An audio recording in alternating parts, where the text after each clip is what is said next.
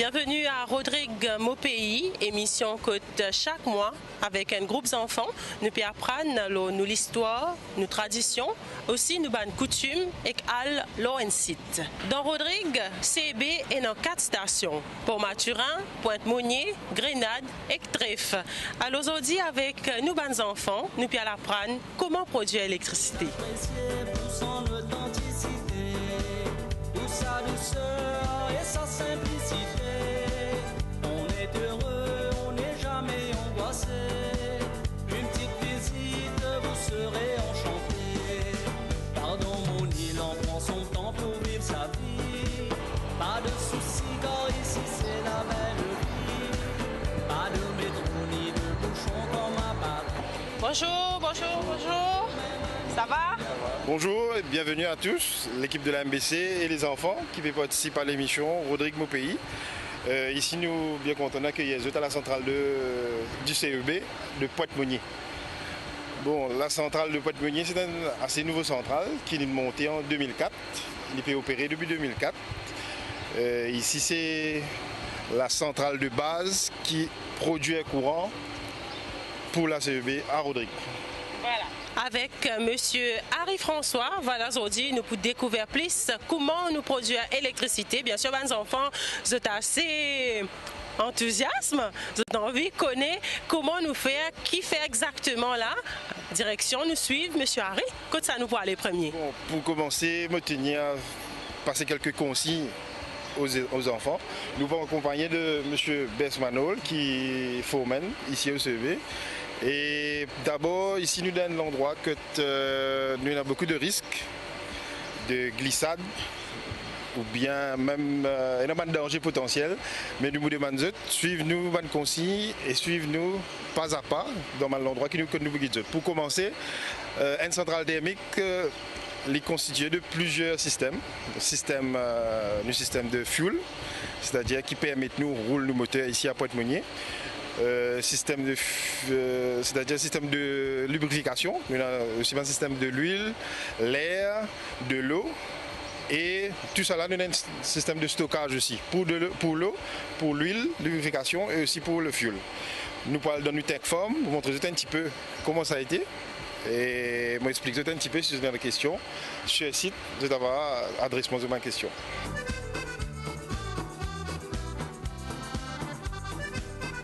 Alors, nous visitons une commencée. Là, nous retrouvons entre des bétons. Nous sommes capables de dire qui fait un béton là. Bon, comme on dit, nous commençons par nous avons tank form. Nous tank form, il abrite tous nos tanks et dans nos tanks, il y a plusieurs produits. Nous avons de l'huile pour lubrification.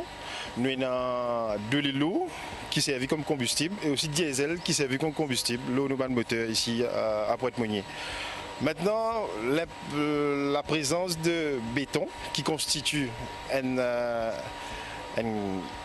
l'entourage, les tours nous tank, c'est une sécurité. Si jamais nous avons une fuite, le tank endommagé, peu importe qu'arrive un tuyau, l'IPSC ou quoi, qui est très rare, et les produits se tressent à l'intérieur de sa béton là.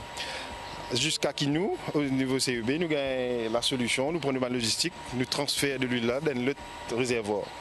Mais l'importance du béton, comment je dis, c'est pour préserver tout le combustible, pour que quand il y a un problème, quand il y a une fuite, quand il y a on appelle ça un spilling, il n'est pas imbibe dans la terre et il ne cause aucun dommage à l'environnement alentour. Qui fait les autres couleurs différentes?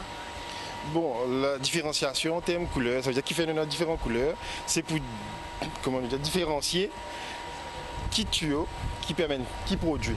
Par exemple, là nous avons un tuyautage rouge, ça c'est de l'eau qui nous peut servir pour combattre du feu si jamais il y a du feu. Tout ce qui est noir, tout tuyautage noir, c'est de l'huile lourde. Tout ce qui est mauve, c'est diesel. Diesel, c'est un diesel qui nous sert dans le véhicule. Et tout ce qui est orange, c'est de l'huile de lubrification. Et puis tout ce qui est bleu, c'est de l'eau qui nous servit pour refroidissement et service l'eau nous moteur. Qui fait un tank de protéger? Ok, je peux trouver un certain tank qui se protégé par comment nous dit, un tôle gris. On appelle ça cladding et insulation. À l'intérieur, nous n'avons pas de produit qui a une température assez chaude. Il est peut-être au-dessus de 50 degrés, qui pour la coster avec eux, nous sommes capables de brûlure. Ce qui nous fait, nous avons un tank là, en métal, et nous protéger avec ce qu'on appelle une insulation, cladding. C'est ça que vous pouvez trouver, le tout d'un tank pour gris, qui shiny là, qui protège le tank, parce qu'à l'intérieur, nous avons un produit à température élevée. Mais là, qui côté nous peut aller? Bon, maintenant nous procédons à la salle de séparateur. C'est là-bas même qui nous fait un traitement, nous ban fuel avant qui nous envoie l'île au moteur pour être brûlé comme combustible. Qui fait nous traite nous, c'est dans la salle de traitement, nous avons l'équipement, une centrifugeuse qui roule à haute vitesse. Nous traite nous fuel avant qu'il y ait le moteur parce que le fuel, comme on dit, c'est heavy fuel oil. C'est de l'huile à l'état brut qui finit pomper from puits underground.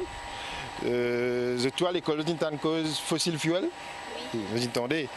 C'est fuel à l'état brut qui est pompé. Nous gagnons ici à Rodrigue, nous venons par bateau depuis l'île Maurice. Nous avons traité parce qu'à l'intérieur, nous avons une impureté comme la terre, de l'eau, un petit roche, du sable. Nous avons tout ça là-dedans pour qu'il n'y ait pas de dommage nanier quand il y a l'eau moteur, l'équipement, l'eau moteur. Tout juste avant, nous allons dans la salle séparateur. Alors, les enfants, je te rappelle que nous t'y trouvés là-bas?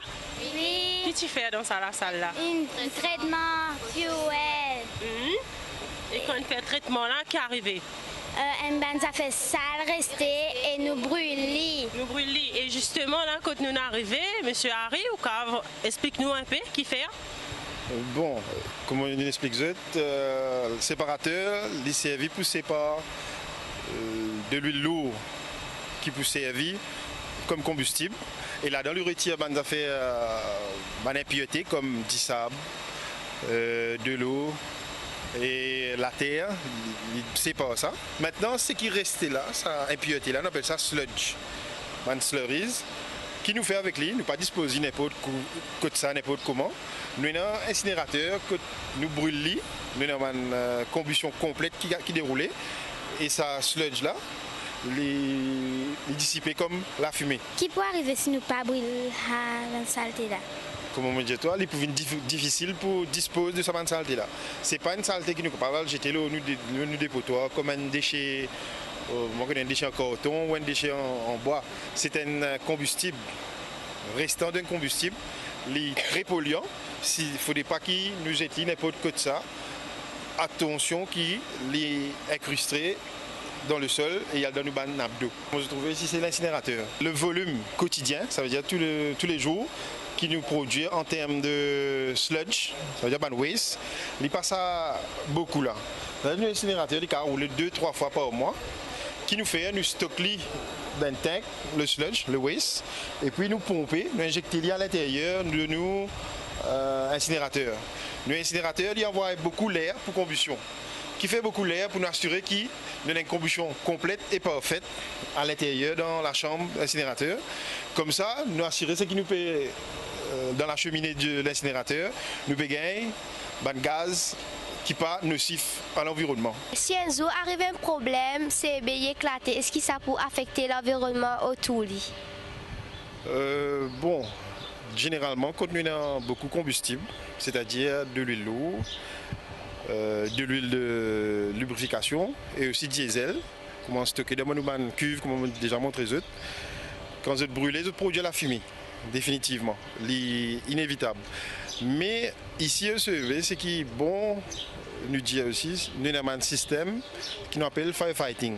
Nous sommes déjà prêts à combattre n'importe qui défait ou problème qui est capable d'ériger par rapport à nous l'équipement et aussi nous un système de stockage de fuel. Qui fait souvent une coupure d'électricité?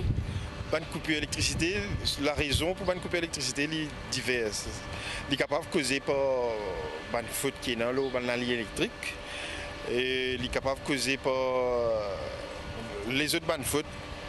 Mais ici, quand vous êtes dans la centrale, si un moteur il tombe en panne, il n'est pas nécessairement cause une panne électrique. Parce que nous avons l'autre bande moteur, pas derrière, pour maturer aussi une centrale qui est capable, quand un moteur en panne, nous retire lui. Nous reroulons l'autre moteur pour qu'il nous capable de continuer à fournir la population. Comment vous connaissez une faute? comment nous connaissons une faute que dans chaque centrale, nous avons une salle de contrôle. Okay?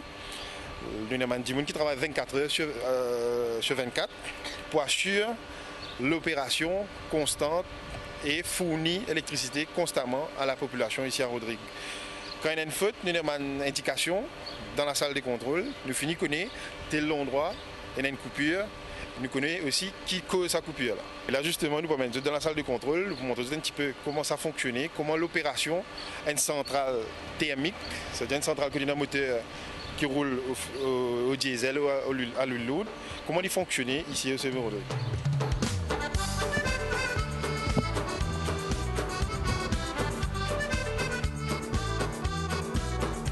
Alors là, nous arrivons dans la salle contrôle Pointe-Monnier, station CEB. Toujours Harry François qui est avec nous comme guide aujourd'hui pour répondre à nos questions. Alors, qui nous fait exactement dans la salle là ici? À Pointe-Monnier, nous avons 2 personnels qui travaillent à plein temps. Ça veut dire qu'on assure l'opération et le moteur, production d'électricité 24 heures sur 24. Nous avons l'opérateur sur assistant qui peut travailler ici. Et je peux trouver tout ce qui peut passer dans la centrale, c'est-à-dire l'équipement à l'extérieur, le moteur, comment il peut rouler, les autres moniteurs, la température, la pression de fuel, pression mazout, pression de l'huile, température aussi, c'est un paramètre qui sont même monitorés depuis ici. Et aussi, je peux trouver nous avons plusieurs panels, chaque moteur il y a un panel. Le moteur, là, quand il roule, il tourne un générateur qui produit l'électricité. Okay? L'électricité, nous pouvons aller le réseau. Ici, c'est l'interface que nous produisons l'électricité et que nous voyons aller le réseau. D'accord? Parce que n'oubliez pas, je connais comment un petit peu le courant arrive dans la case que tu le courant un petit peu, c'est quoi? Voltage. C'est quoi ça? Pas connu. Ok, m'expliquer un petit peu. En fait, ici nous produisons courant à Pointe-Monnier. Nous avons un transformateur à l'extérieur que je viens de trouver. Et le transformateur là, il amène le voltage à un niveau plus haut, à haute tension, haute voltage. Les voyager le circuit de transmission. Et puis quand il arrive dans différents villages, le transformateur de mon village, le colonne, je vais toujours trouver un transformateur. Attendez, trouver. À ce moment-là, il diminue le voltage là, pour un niveau acceptable, 230 volts, qui est capable de rendre que nous avons consommateur. Ça veut dire que de la maison, nous avons un voltage à combien de voltage? Combien de volts? 230, exactement. Et voilà tout ce qu'ils ont pu trouver ici. C'est un paramètre. Comment nous pouvons produire, chaque moteur peut produire l'électricité. Nous avons ampérage, nous avons voltage, nous avons sa puissance en termes de mégawatts. Et combien est le moteur là rouler. Tout paramètre, nous avons un opérateur ici qui peut monitorer ça et assurer qu'il nous peut produire une électricité de qualité avant qu'il nous envoie que nous avons consommateur. D'accord? Qui fait une place climatisée dans la salle là? Bon, ça, la salle là, nous avons plusieurs équipements. L'équipement électronique, l'équipement électrique, comme vous trouvez dans un moniteur, l'écran, air conditionné dans la salle ici, c'est pour maintenir une température juste, pour que l'équipement travaille et aussi le personnel aussi capable de travailler tranquillement. Si jamais nous tous ça ban bouton là, est-ce qu'il pourrait essayer résoudre un problème là facilement? Si jamais tu touches ce bouton là, ça dépend quel bouton tu touches.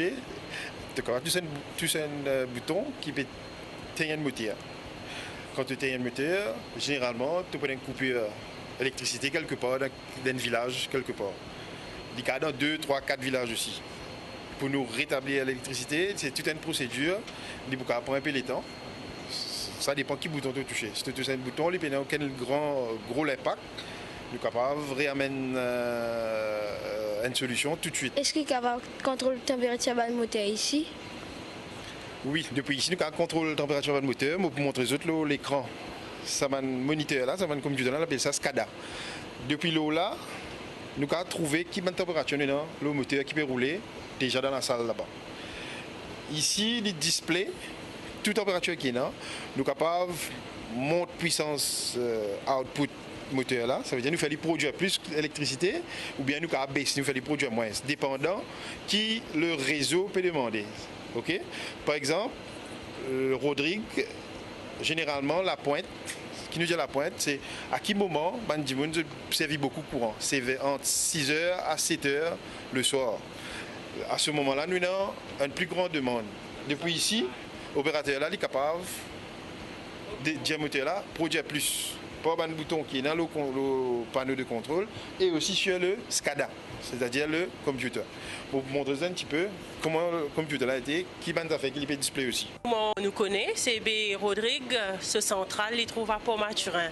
Mais il y a aussi 3 les autres stations. Comment vous êtes réussi connectés pour connaître comment tout ça a déroulé ensemble? Oui, la centrale thermique de Port-Maturin, c'est la première centrale du CEB à Rodrigue, qui datait depuis les années 72 et 76. Et Pointe-Mounier est assez nouveau, 2004.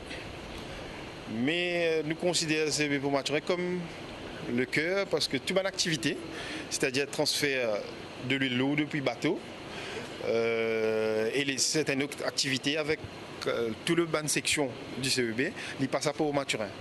Pointe-Mounier, il ne pas dire qu'il est isolé, non, pas du tout. Mais Pointe-Mounier, c'est la plus grande centrale, le fait qu'il y a un plus gros moteur, un moteur de comment dire, Pointe-Mounier, c'est la centrale de base qui produit plus courant pour Rodrigue. Et pour Maturin, Pointe-Mounier, et nous avons aussi 2 centrales éoliennes, à Trèfle et à Grenade. Nous sommes tous connectés. À Port-Maturin, nous sommes capables de trouver qui peut passer à Trèfle. À Port-Maturin aussi, nous sommes capables de trouver qui peut passer à Grenade par communication Internet, connexion Internet, par nous SCADA. Okay? Et tout ce qui peut passer à Pointe-Mounier aussi, Port-Maturin, les trouver depuis ici, c'est par connexion fibre optique entre les 2 centrales qui se trouvent à Port-Maturin et Pointe-Mounier. Tout comme à Pointe-Mounier, nous avons 2 personnels qui roulent la centrale de Port-Maturin 24/24. Nous montrons nous dans la salle des machines. Dans la salle des machines, il fait extrêmement bon, à une température pas trop supportable parce qu'il fait chaud. Et nous avons beaucoup de tapage, beaucoup de bruit. C'est pour cela qu'il me servi l'équipement de protection pour les oreilles. Dans la salle des machines, pas pour permettre de rentrer parce que je ne suis pas bien équipé. Je paye dans protection aux oreilles et surtout contre glissade, je ne suis pas bien équipé au niveau jeu de chaussures. Un chaussures spéciales, un safety shoes comme on appelait, c'est nous servir ça pour rentrer dans la salle moteur, pour travailler. Pour notre propre sécurité, nous ne pouvons pas faire ça dans la salle des machines. Okay? Ça veut dire que l'équipement qui est avec moi là, on appelle ça un équipement de protection personnelle. Chaque employé CEB qui peut travailler dans la salle moteur, je suis obligé de mettre lui pour protéger les oreilles parce qu'à l'intérieur il y a beaucoup de tapage qui peut-être les tympans, les oreilles des enfants comme on dit, pas pour essayer de supporter. Maintenant, la cheminée, nous avons, comment je connais, tout l'équipement, tout moteur à combustion, il produit la fumée.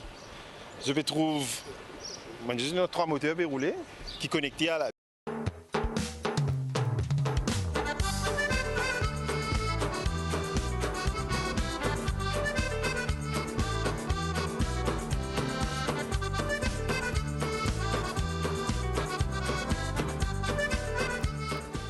Bienvenue les enfants, nous à la centrale éolienne de Grenade. Ici, pareil comme je étais tout à l'heure là, dans la centrale de Pointe-Mounier, le principal est pareil, c'est-à-dire nous produire l'électricité ici. Mais la source qui nous sert pour produire l'électricité est différente. Est-ce qu'ici se trouve même affaires que je trouvais à Pointe-Mounier? Non, parce qu'il est différent, parce que c'est vendu à une affaire naturelle. Voilà. Sa source de l'énergie qui nous sert ici, là, c'est une énergie renouvelable. Dans l'école, on appelle ça Renewable Energy. Parce qu'il dit vent tout le temps, il peut renouveler tout le temps, il y a du vent naturellement, il peut produire. Okay? Mais sauf que ici, comme je connais, dans un jour, il y a un gros divan, et dans certains jours, quasiment suffisamment de divan pour rouler l'éolienne. Ici à Grenade, nous installons 4 éoliennes, 2 en 2009 et 2 en 2010. C'est un premier projet pour la CEB de Maurice. Même à Maurice, le patinage éolienne qui appartient au CEB. Ici, nous avons et nous avons à Trèfle aussi. En route, nous trouvons, nous avons 3 éoliennes qui peuvent tourner à Trèfle. Et ici, nous avons 4. Chaque éolienne, ici, il peut produire jusqu'à 275 kW d'énergie maximum. Okay? Les 4, c'est 4 fois 275 qui fait nous 1100 kW de puissance qui nous permet de l'eau au réseau pour distribuer partout dans l'île. Et nous l'équipe qui est là, nous l'équipe CEB Rodrigue, qui est formée et assez compétente pour faire la maintenance et dépannage aussi quand il y a une panne de cette éolienne là. À l'intérieur d'un bâtiment, nous avons un workshop pour nous faire dépannage, pour nous faire réparation qui nous avons pour faire et aussi la maintenance. Et aussi nous avons un control room, un genre control room qui que nous pas besoin de présence d'un officier. Il est automatisé. La ferme ici est complètement automatisée. Nous avons un SCADA, pareil comme un point de poignée. Le système, l'écran, le computer, lui montre nous qui peut passer là-haut dans chaque éolienne, qui vitesse sur palpe tourner, qui température, il y a une boîte de vitesse à l'intérieur, qui température de l'huile dans sa boîte de vitesse, ça qui est très important pour monitorer la santé de cette éolienne là. Le même SCADA, il est connecté par Internet, par voie dial-up, avec la centrale de Port-Maturin. Ce qui veut dire que ce que nous pouvons trouver ici sur l'écran, nous pouvons trouver similaire à Port-Maturin. Ok? Suivez-moi. Bon, comme vous trouvez ici, nous sommes dans l'écran. Ça, c'est le SCADA. Nous sommes dans plot 1, éolienne numéro 1, nous commençons là-haut, nous descendons. 1, 2, 3, c'est qui baisse là, il est en rouge, et 4. Quand l'hiver, quand l'icône l'hiver, ça veut dire que l'éolienne peut tourner en bonne santé. Ça, c'est à l'intérieur de l'éolienne. La partie qui est tout couverte avec un cover blanc, on appelle ça la nacelle. Dans la nacelle, là, nous avons ce frein, pour ce qui peut arrêter, nous avons un frein. Nous avons ce boîte de vitesse avec ce génératrice. C'est-à-dire, ici, nous avons les pales qui tournent. Nous avons l'axe qui passe par une boîte de vitesse qui tourne une génératrice. La génératrice, à ce moment-là, elle pour produire électricité. Okay? L'électricité, généralement, elle descend, elle peut aller au réseau, le réseau de transmission. À l'intérieur de la nacelle, ce qui est couvert en blanc, nous avons tout ce de composants. On met des œufs de frein, pression sous frein, température, boîte de vitesse, de l'huile à l'intérieur. Il donne nous aussi qui puissance qu'il peut produire actuellement. Actuellement, là, nous avons une vitesse du vent de 6,2 mètres secondes, il peut produire 33 kW. Et si moi, je n'ai pas arrêté l'éolienne, je peux faire depuis ici, ou bien à Port-Maturin, moi, même l'écran, je peux peser le bouton, connecté par Internet, je peux peser le bouton là, et il peut communiquer avec le SCADA ici, et tout le système, les boutons, tous les systèmes pour communiquer, et il y en a putain, pareil. Même action que je fais ici, même action que je fais pour Maturin, ça va même l'effet l'eau éolienne. Qui fait première éolienne la plus gros? Bon, les 4 éoliennes ici, tous les 4 mêmes grosseurs. Tu peux trouver les plus gros, les plus près avec toi. Il y a le plus loin, tu peux trouver paraître plus petit. Mais en réalité, les 4 ont la même puissance et même dimension, même grosseur. Qui fait éolienne là aussi haute? Avant qu'ils nous installent une éolienne, il y a une certaine étude qui fait. Ça veut dire nous mesure du vent, nous rodons qui hauteur, qui plie propice, qui plie adéquat pour nous mettre une éolienne. Nous faisons l'étude, nous mesurons du vent à plusieurs hauteurs et nous trouvons qu'à sa hauteur-là, le côté éolien là était là, les plus propices pour produire un maximum, les plus efficaces à sa hauteur là. Si tous les 3 éoliennes arrêtent un jour après, un marché, un deuxième là, un marché ce qu'ils ont pour même puissance, ça pour même pareil, ça résout pas pour même pareil. Bon, généralement il est capable d'arriver que une éolienne il arrête de marcher, soit il est en panne, soit il y a une faute, ou bien il n'est pas gagné suffisamment de vent pareil comme une lutte. Parce que si vous avez remarqué, relief ici, il est en pente, c'est-à-dire arriver, dépendant de direction du vent peut arriver, chaque éolienne ne peut pas gagner même quantité du vent, même vitesse du vent. Ça veut dire que output, c'est que je peux produire pour être légèrement différent avec camarades. Mais il est arrivé que nous avons 4. Là, comme vous trouvez, nous avons N qui est en bas. 3 peut rouler, il est arrivé aussi, il est capable d'arriver qu'il y ait un arrêté parce qu'il n'a pas gagné suffisamment du vent et le délai continue de produire. Est-ce qu'il y a un moment cyclone éolienne il tourne bien? Bon, généralement, c'est une éolienne, hein? Que ce soit à Trèfle ou à Grenade, une conception, c'est-à-dire le design, nous sommes capables de rabattre. Nous sommes capables de baisser en temps de cyclone et puis quand le cyclone allait, nous remonter. Parce que nous ne connaissons pas pendant le cyclone qui est capable d'arriver, qui vitesse du vent pour gagner réellement. Et à ce moment-là, nous pas mesure de précaution pour protéger l'éolienne et tout ce l'équipement qui vient avec. Nous baissons avant le cyclone arrive à Rodrigue. Et puis quand le cyclone finit à aller, à ce moment-là, nous relèvons, nous mettons en opération pour notre propre sécurité. Qui a différents types d'énergie qui peut produire l'électricité à Rodrigue? Bon, premièrement, le nuina, l'énergie fossile, c'est-à-dire à base de l'huile lourde et diesel. Dans les deux centrales qui nous produisent à base de l'huile lourde et diesel, à Port-Mathurin et Pointe-Monnier. Nous avons aussi fait un trèfle et grenade qui fonctionnait à partir du vent, Wind Energy. Et nous avons aussi un panneau photovoltaïque qui me pense d'entendre parler, qui produit l'énergie à partir du soleil. Ça est généralement installé que un ou que plusieurs clients qui produisent l'énergie à partir du panneau solaire et l'excédent, je vends avec CEB. Et aussi, concernant l'énergie solaire, nous ne faisons qu'installer environ une semaine à Port-Mathurin, nous avons un bâtiment dans la centrale de Port-Mathurin, nous mettons un panneau solaire qui pourrait nous produire l'énergie qui nous besoin pour faire nous auxiliaire, nous l'équipement roulé. Est-ce qu'il y a Rodrigue un électrique central qui marche avec de l'eau, la force de l'eau? Non, malheureusement, à Rodrigue, nous payons une centrale, on appelle ça une centrale hydro qui fonctionne à partir de l'eau. À Maurice, CEB, appelle ça une Hydro Power Station. À Maurice, nous avons qui appartient au CEB, mais à Rodrigue, nous payons. Bon, nous avons fait les tours du chantier, c'est-à-dire nous permet de tout près des éoliennes, sur tout ce qui est en bas là, à trouver de visu. En termes de dimension et aussi de composants qui sont à l'intérieur de la nacelle.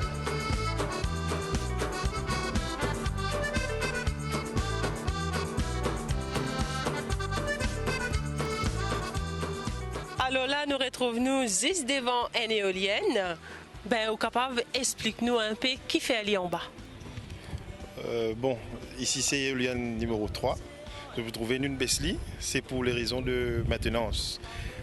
Tous les 6 mois, comme on dit, nous intervenir, nous avons un traitement. On trouve beaucoup de câbles qui retiennent l'éolienne dans la position verticale. Okay? Nous avons beaucoup de câbles et ça va un câble en métal. Nous besoin faire un traitement anti-corrosion pour ne pas rouiller. Parce que là, nous sommes déjà assez près de la mer, que nous avons les salins qui sont capables de causer beaucoup de corrosion. L'eau, nous avons un composant. Ça veut dire nous faire traitement de câble, graissage. À l'extérieur, nous faisons tout le câble sur le graissage, nous vérifions la santé du câble là. Et aussi à l'intérieur de la nacelle, comme on l'explique. La nacelle, c'est-à-dire tout le composant qui est couvert sous sa couverture blanche là.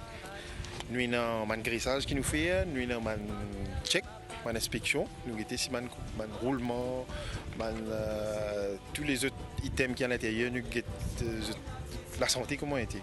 C'est ça la raison qui nous fait maintenance avec une machine. Ce qui est usé, nous changer. Ce qui est encore en bonne santé, nous continuons à maintenir le graissage et tout. Et quand tout ça est terminé, nous remettons l'éolienne là-haut. Et il est bon à noter que pour baisser l'éolienne, nous avons un système de treuil. Ça veut dire que nous avons la fosse hydraulique qui nous servit pour nous baisser cette machine-là et aussi pour remettre en vertical en opération. Et ça, l'opération là, il prend nous quasiment 1 heure de temps et 40 minutes pour nous baisser l'éolienne. Et pareil, 1 heure de temps et 40 minutes pour nous remettre en position verticale, position d'opération. OK? Une question? Qui matière servi pour faire éolienne? Bon, comme vous trouvez, nous prenons beaucoup ce pâle lié en fibre de verre. Fibre de verre parce que c'est facile à mouler pour en faire. Il prend sa forme aérodynamique là et nous avons une couverture qui est légère en fibre de verre. À l'intérieur, nous avons un composant qui fait avec différentes matières, métal à l'intérieur. OK? Qui est arrivé si pas en graisse éolienne? Si nous pas fait suffisamment de graissage, nous avons un composant là pour rouiller. Et quand il est dans les rouilles, nous prenons une dégradation sur la fosse pour diminuer et nous avons fait là pour endommager et il est capable. Un petit câble qui est cassé, il cause un gros dommage l'éolienne en entier. Est-ce qu'il risque de tomber?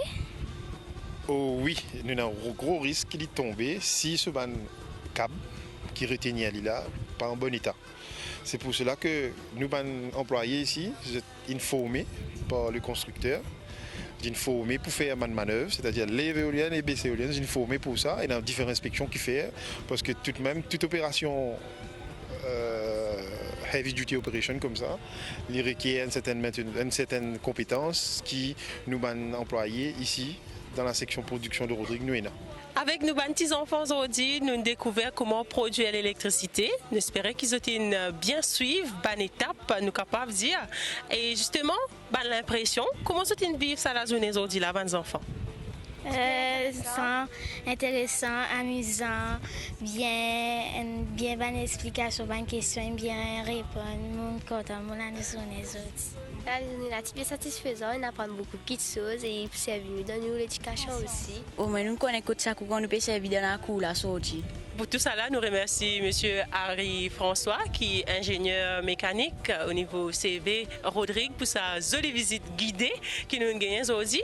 Et bien sûr, nous donnons rendez-vous le mois prochain, toujours avec un groupe d'enfants, pour nous découvrir une autre place dans Rodrigue. Bonne suite de programme, l'Aubin chaîne MBC TV. Bye bye!